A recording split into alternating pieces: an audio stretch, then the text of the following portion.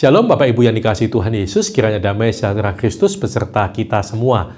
Selamat mengikuti renungan firman Tuhan hari ini. Tuhan Yesus memberkati.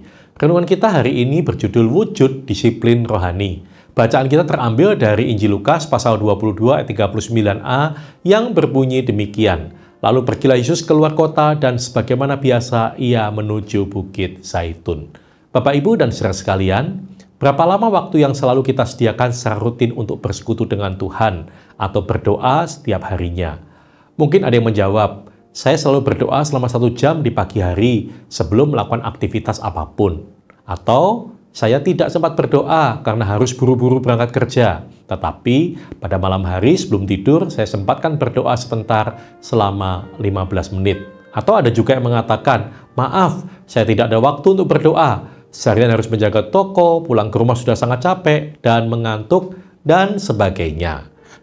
Adalah tidak mudah membiasakan diri untuk berdoa secara kontinu. Banyak sekali tantangan dan godaannya.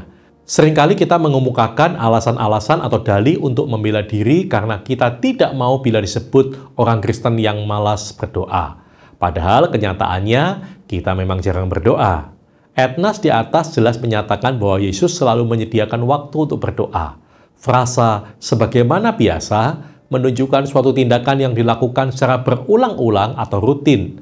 Jadi, Yesus selalu menyediakan waktu secara rutin untuk berdoa. Inilah yang disebut dengan bersaat teduh. Saat teduh adalah waktu yang secara rutin kita sisihkan setiap hari supaya kita bisa bersekutu secara pribadi dengan Tuhan.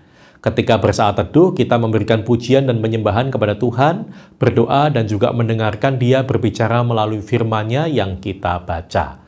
Membiasakan diri untuk bersaat teduh setiap hari adalah tindakan bagi kita untuk membangun fondasi kehidupan rohani yang kokoh. Alkitab menyatakan, setiap orang yang mendengarkan perkataanku ini dan melakukannya, ia sama dengan orang yang bijaksana yang mendirikan rumahnya di atas batu. Adapun hakikat utama dari saat teduh adalah mendengar dan melakukan firman Tuhan. Tertulis bahwa iman timbul dari pendengaran dan pendengaran oleh firman Kristus. Berikut ada beberapa alasan mengapa saat teduh itu penting. Yang pertama, itu meningkatkan relasi kita dengan Tuhan. Saat teduh memberikan kesempatan untuk secara pribadi berinteraksi dengan Tuhan, berdoa dan baca Alkitab yang memungkinkan untuk lebih mengenal karakternya dan kehendaknya. Yang kedua, memperkuat iman. Disiplin dalam saat teduh membantu memperkuat iman dan ketahanan spiritual, sehingga orang Kristen dapat menghadapi tantangan hidup dengan lebih kuat dan percaya. 3. Mendapat petunjuk dan arah. Saat teduh dapat memberikan petunjuk dan arah dalam hidup, membantu membuat keputusan yang bijaksana dan memiliki pandangan yang benar tentang kehidupan. Yang keempat, mengalami kedamaian dan ketenangan.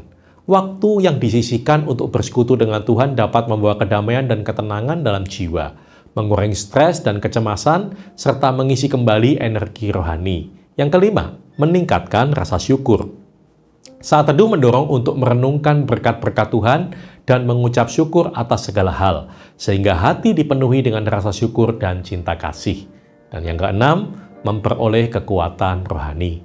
Saat teduh dapat menjadi sumber kekuatan rohani untuk menjalani hidup, menghadapi ujian, dan menginspirasi orang untuk melakukan kebaikan, serta menyebarkan kebenaran. Maka dari itu, kita harus menjadikan saat teduh atau waktu pribadi setiap hari bersama dengan Tuhan sebagai prioritas utama dalam agenda harian kita. Bersaat teduh sangatlah penting bagi orang percaya. Sudahkah kita melakukan hal itu? Amin.